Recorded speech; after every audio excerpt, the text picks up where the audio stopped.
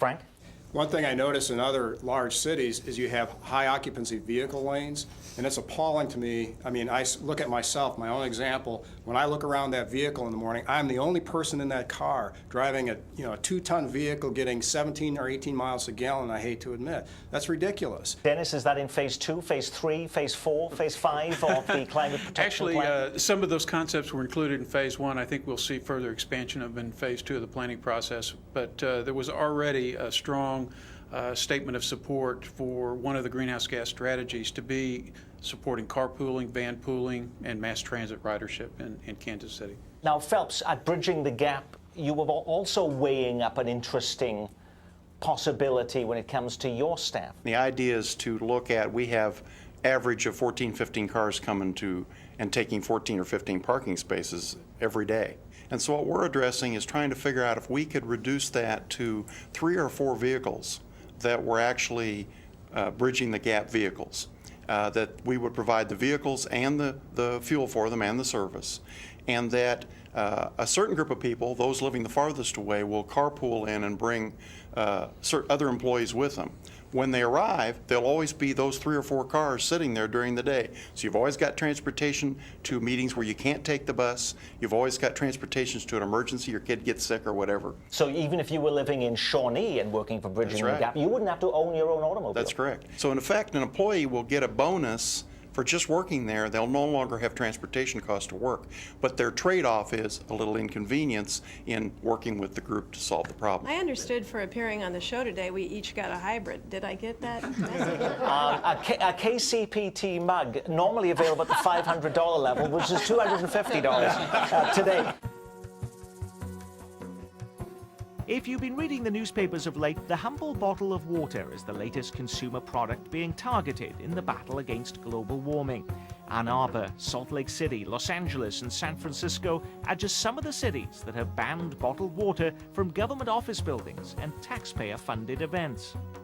Is bottled water soon to disappear in Kansas City, Missouri city government? Dennis Murphy, as I take my last swig.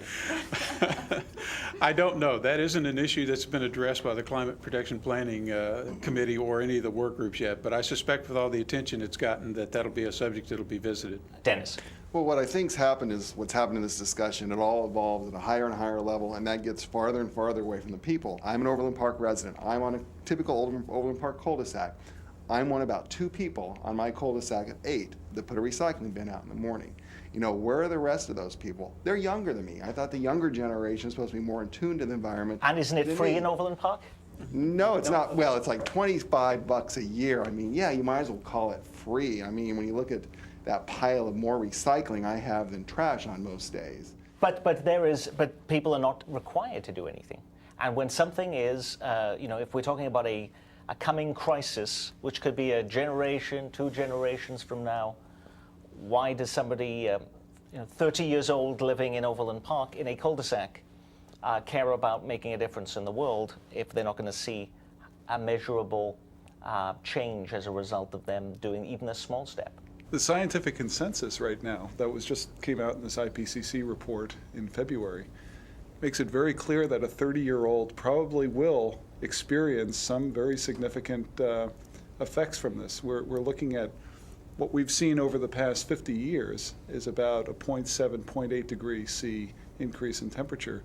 We're looking to double that over the next 30 or 40 years, double that effect. And then you have the children of those kids. They will definitely see that. So you're not looking generations that you'll never know. You're looking at generations that you do know today or will soon know in the near future. So what can that 30-year-old in the cul-de-sac in Overland Park do that is not too painful for them that would make a difference?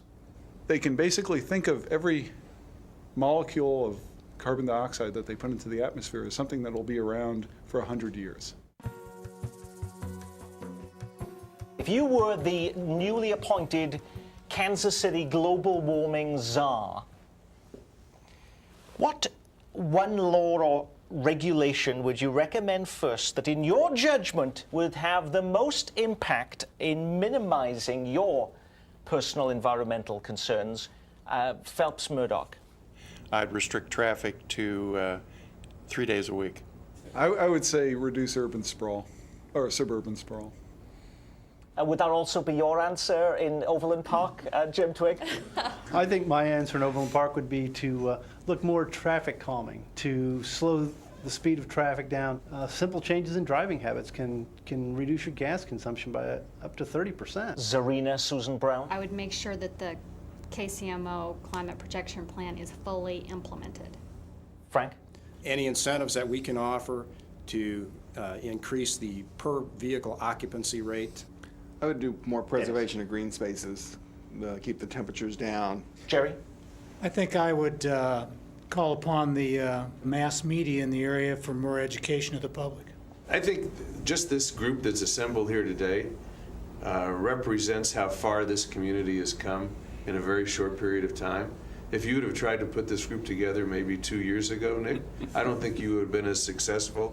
Yes, there are problems of getting individuals to do things. Yes, there are costs to business. But I think that for the first time, this metropolitan area is thinking as a green community, as a community that wants to have a sustainable environment, that cares about our air quality, that cares about the quality of life we have in the community. And I think it's really encouraging that you've got groups like the ones that are represented here today talking about making this happen in Kansas City. And ladies and gentlemen, that is where we need to wrap up our conversation. If you at home have been throwing things at your TV screen, listening to some of our guests talk about Kansas City's response to global warming, help for your pent-up frustration is at hand. Now, we encourage you to wrestle over this issue at a community forum 1 week from tonight at the Johnson County Central Library. You can register for the event by clicking on our partner website, kcscienceinc.org, or call 913-495-2497. Oh, and by the way, there'll be free refreshments there. But after this show, I can't tell you whether they'll be serving any bottled water.